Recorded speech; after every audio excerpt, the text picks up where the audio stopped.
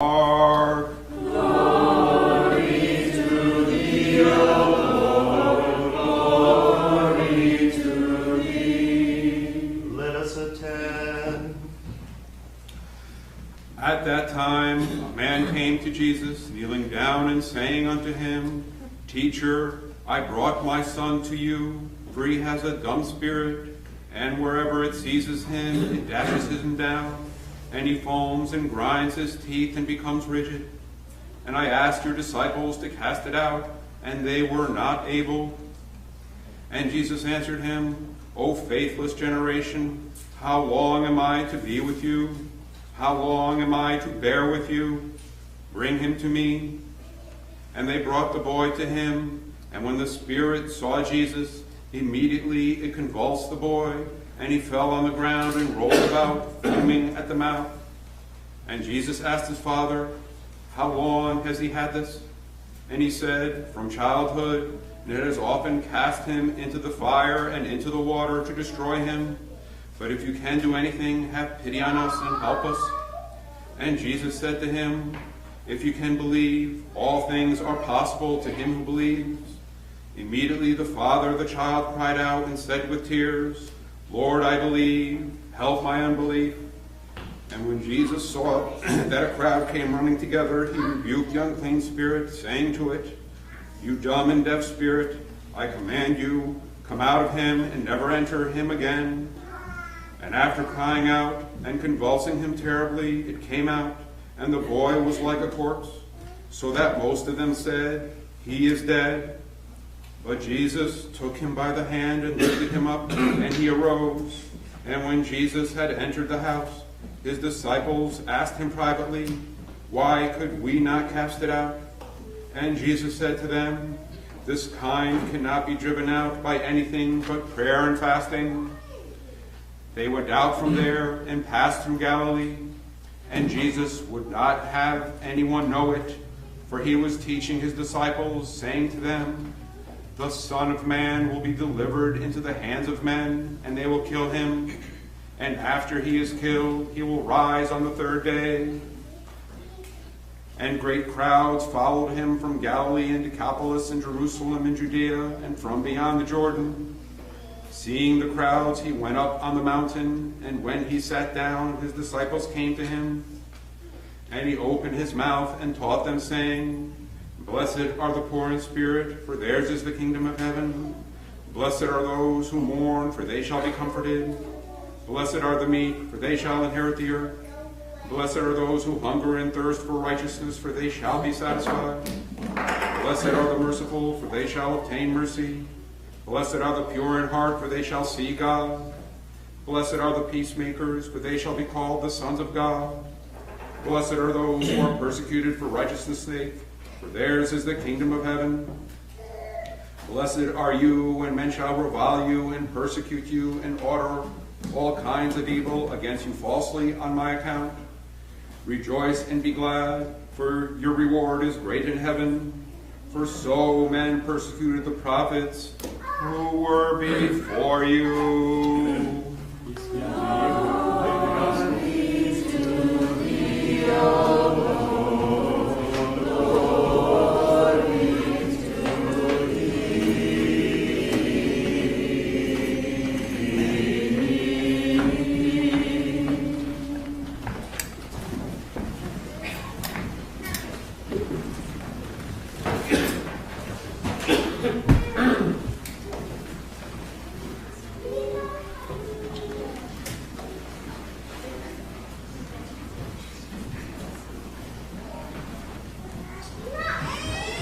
In the name of the Father, and the Son, and the Holy Spirit.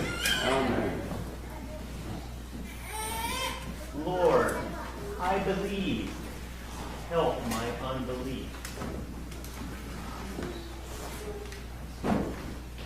Isn't that the state that we all exist in? At the same time, believing and unbelieving? But how do we embrace this contradiction? On one hand, knowing in our hearts that we do believe, as we are here today in this gathering of love, thanksgiving, and a procession toward the joy of the kingdom. but in our mind, knowing that therein lies unbelief, where we test, question, and bring doubt to our minds. Do we not exist continually in this tug of war between these two states? But as the Lord instructed his disciples in today's gospel, this kind can come out only by prayer and fasting. And within this context, this fourth Sunday of Great Lent, it is focused on a tool provided to us from the 7th century. But first, a couple of weeks ago, I was on a ladder changing a light fixture that was broken in our new kitchen. After climbing the ladder but a few steps and concentrating on what was above, or as Lisa contends, really focusing on the window, which I was looking at the peak of Mount Sunapee, I slipped, bounced off the kitchen sink, and fell to the floor on my back with a thud. But more on this later. Back in the 7th century, there was a hermit, John, living on the Sinai Peninsula, who was recognized for his humility, obedience, wisdom, and discernment. He already had a reputation for being extremely knowledgeable about how to practice holy life. A monastic friend of his one day asked John to write down his wisdom for other monks. With some hesitation, he proceeded to write the latter. This is our focus today. St. John received his name Climacus, or of the ladder, because of this work. We really don't know a whole lot about him other than the fruits of his writing. This piece was primarily used by monastics. In fact, to this day, in most monasteries, it is read during the Great Fast. St. John's writing is a spiritual work on avoiding vice and practicing virtue as a procession to heaven. After Holy Scripture in the Orthodox Church, it has become one of the most influential and important works used to guide the faithful to a God-centered life. There is also an icon known by the same title. It depicts many people climbing a ladder. At the top is Jesus Christ, prepared to receive them into heaven. Also shown are angels helping the climbers, but also demons attempting to shoot them with arrows or drag them down, no matter how high up the ladder they may be. Most versions of the icon show people falling also. The aim of these works, both St. John's and the icon, is to be a guide for practicing life wholly devoted to God. The latter image is used to describe how one may ascend into heaven. St. John presented 30 chapters or steps. Each covers a particular vice or virtue. The sayings are not so much rules and regulations, but rather his observations. Overall, it does follow a progression that transitions at the very beginning with the renunciation of the world to a finish with a life lived illustrated by linking together the Holy Trinity in its most perfect form, love. We are instructed that it is good to be informed by its content, but counseled not to pursue the step-by-step process without a seasoned spiritual father to guide you. John writes the book so that one can learn how to be faithful servants, though, true servants of God, what that means and how to do it. He begins by also saying that God is kind and good to all people, believers and unbelievers, Christians and non-Christians. Deacon Ambrose tells a wonderful story about the preaching of our then head of the OCA, Metropolitan Theodosius, where the gospel of the parable of the sower was appointed. Deacon Ambrose relayed that the parable of the sower describes to him different conditions of soil. He said a conversation would happen in his head and would happen in his mind, wondering what kind of soil he was. But when Metropolitan Theodosius preached on the story, the Metropolitan said that the parable notes that the sower is casting his seed without partiality. He said that the sower looks at the path that is beaten and with no soil, and he sows as many seeds there, and likewise his seeds fall in the same generous measure on all the conditions. The Metropolitan said that the parable of the sower causes us to have faith in God's generosity.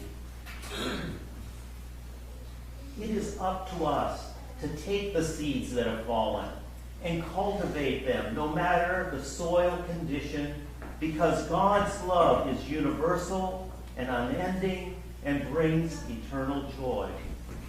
It's up to us to take it, to use it for good, and not to spurn it and not defile it.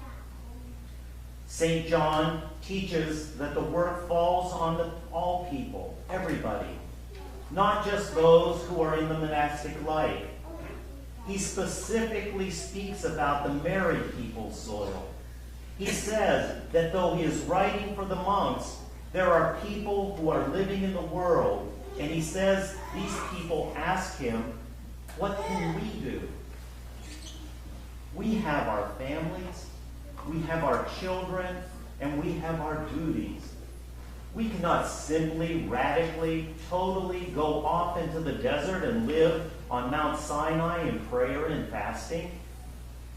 And he says to these people, he says to us, do all the good you can. Do not speak evil of anyone. Do not steal from anyone. Do not be arrogant toward anyone. Do not hate anyone. Do not be absent from the divine services of the church. Be compassionate to the needy. Do not scandalize or offend anyone. If you behave in this way, the Holy Father John says, you too will not be far from the kingdom of God. So we all, in the world and not, in monasteries and married people, we are all called to believe in God, to keep his commandments, to pray and fast, and to fight the good fight. St. John also says in the beginning of the book something very interesting.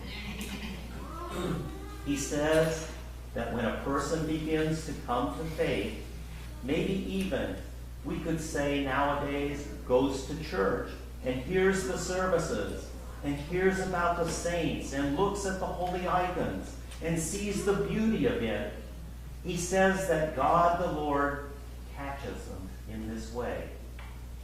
He brings them in.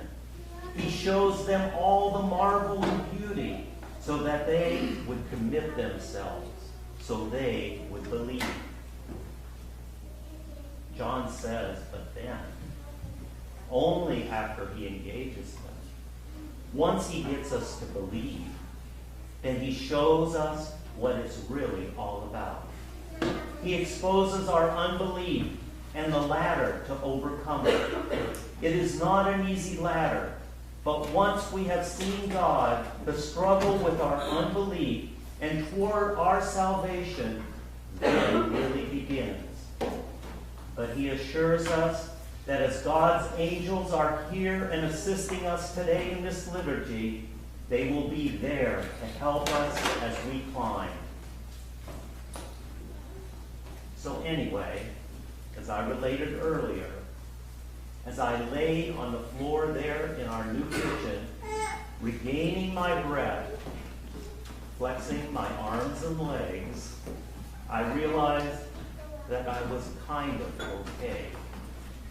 I got up, I reclimbed the steps to where I was, went up a little higher, and finished the job, being more careful about where I was, where I had come from, what the obstacles of my ascent and distraction were, and focused on what I was doing. This allowed me to complete the task, a bit wounded, but wiser and better prepared to finish the task. So isn't this the challenge we are all faced with today, with less than 2 weeks left of our great fast?